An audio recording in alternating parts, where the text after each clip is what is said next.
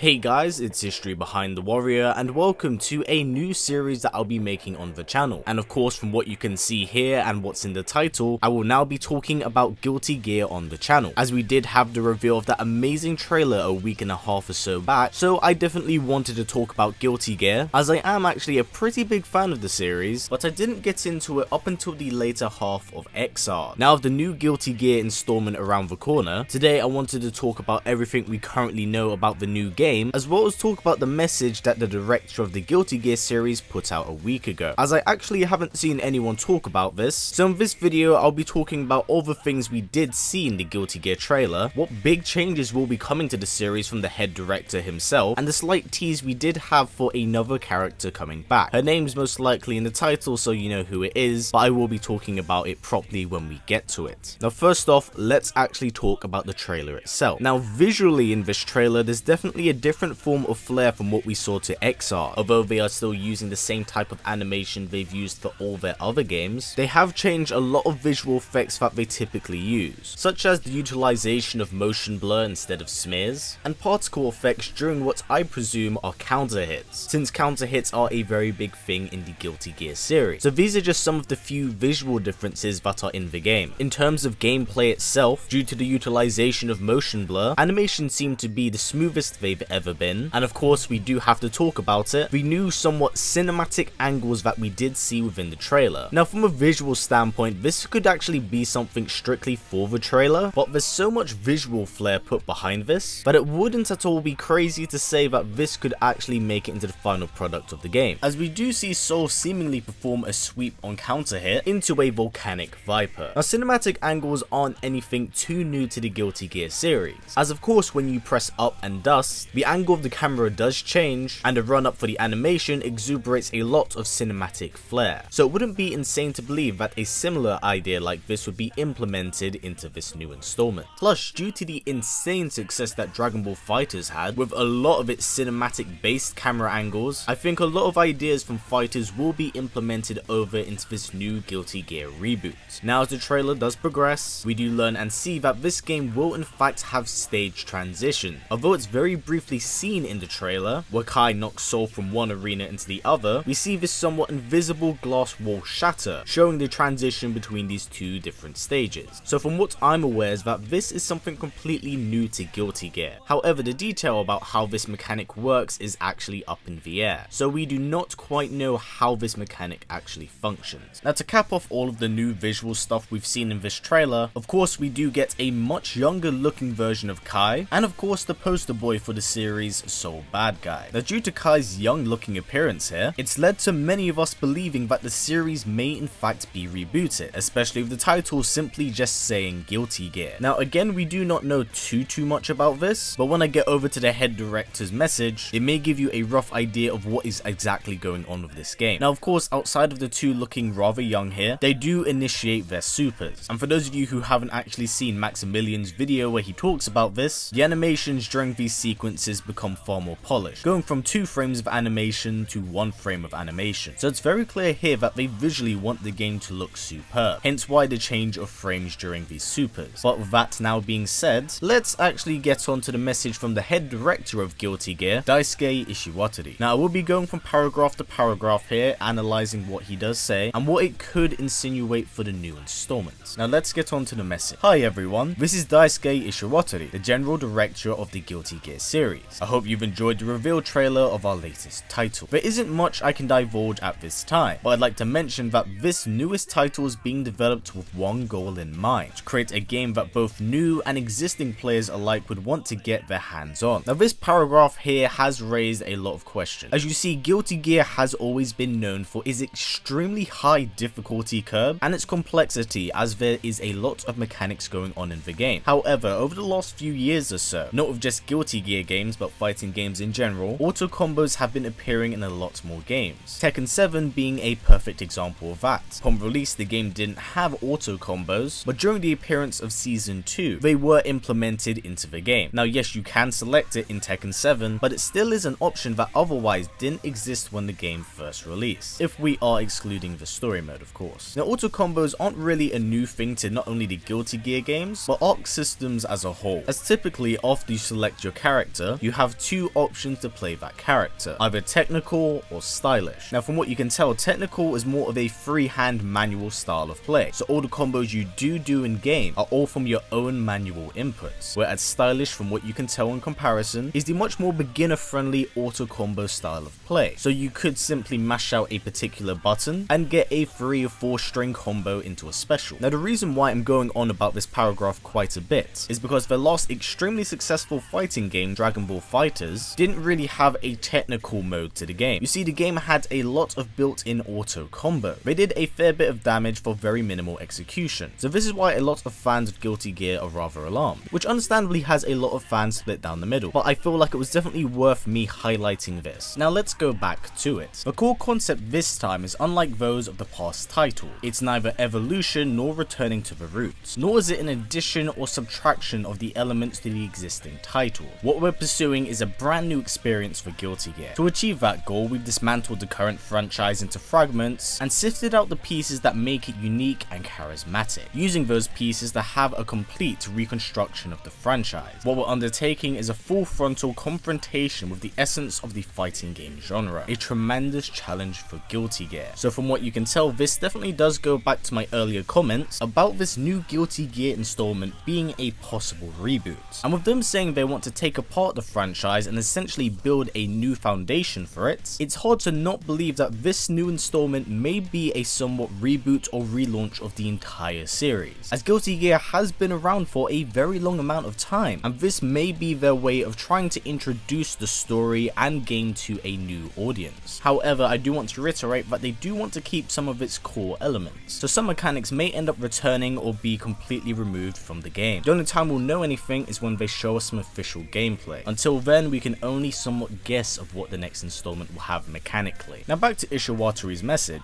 It is a high-risk move on our part. However, we have an accumulation of the plentiful resources and experience, a clear vision of our ideals, and the excitement towards a future of a new possibility. Although we do not know what this path awaits us ahead, we as a development team look forward to the future of this never-ending pursuit. In the process of this journey, we hope we will be able to share the excitement and joy we've encountered with all of you. Games is a bridge that connects people. Some may comment that this statement is an exaggeration, but I firmly believe in it as I continue to develop games. Please do look forward to future updates. So yes, that is Ishiwatori's message. So a lot of ideas that we did really have from the trailer have been somewhat hinted at by Ishiwatari, but again, because I really need to solidify this point, we will 110% not know what this game is about up until we see some actual gameplay. But the one thing we do have to keep an eye out for sure are some of the new mechanics that are being implemented, like stage transitions, as well as some of the older mechanics returning. So this could be the implementation of Roman cancels. On top of this, if the series is a reboot, what characters will be making a cut for the main roster? Because if it is a reboot, it could easily end up having a roster of characters that are considered the best of in the series, or one that stays accurate to that of the first game. So please do keep that in mind. Now that's everything I do have to say about Ishiwatari's message. So to cap it off, I do want to briefly talk about this somewhat Tease, as it's a character that I'm a massive fan on, but I feel like it's at least worth mentioning here. So a few days after Arc Systems revealed the new Guilty Gear game, Arc Systems put out a tweet saying, watching the rumors circulate about which character will be in the new Guilty Gear game be like, and of course it's none other than Baiken laughing. Now I definitely wouldn't say this is them confirming Baiken to be in the game. If anything, this is 110% just a tease. But in also saying that, Baiken got a lot of extremely positive reception when she was incorporated into Exile. So whilst I cannot confirm that Baiken is 110% going to be in this game, we can all say for sure that there's definitely a fan base behind her, and she is in extremely high demand. But yes guys, that's everything I did want to say about Guilty Gear 2020. It hasn't really been given an official title yet, so until then I will be referring to it as that. But hopefully you've enjoyed this video and learnt more by doing so. Like I said, this is a new series coming to the channel, and I'm extremely excited to actually tackle it. Now these update videos may be few and far between, because we don't have an official date for Guilty Gear anytime soon, and there hasn't exactly been any promotional material. However, in saying that, let's all keep our eyes out for Gamescom, as we aren't too far away from it, and we may get some more character reveals around that time, including an exhibition of what may be going on with the game. But until then, we just have to keep our eyes out. So if you're interested in more Guilty Gear news, please do stick around, because I'll be covering this game all the way up until it's released, and so on and so forth. But yeah guys, that's it for now. now. So before this video wraps up, if possible, let's try getting it to about 500 likes. It's a great way of supporting this channel as YouTube's ad system is broken as hell. So by giving it a thumbs up, it helps out a ton. And if you want to go the extra step, also tick that bell, as it will notify you when I do upload a video. So yeah guys, as always, please comment, like, subscribe, and share this video with everyone you know. Please take care, and I will see you all next time.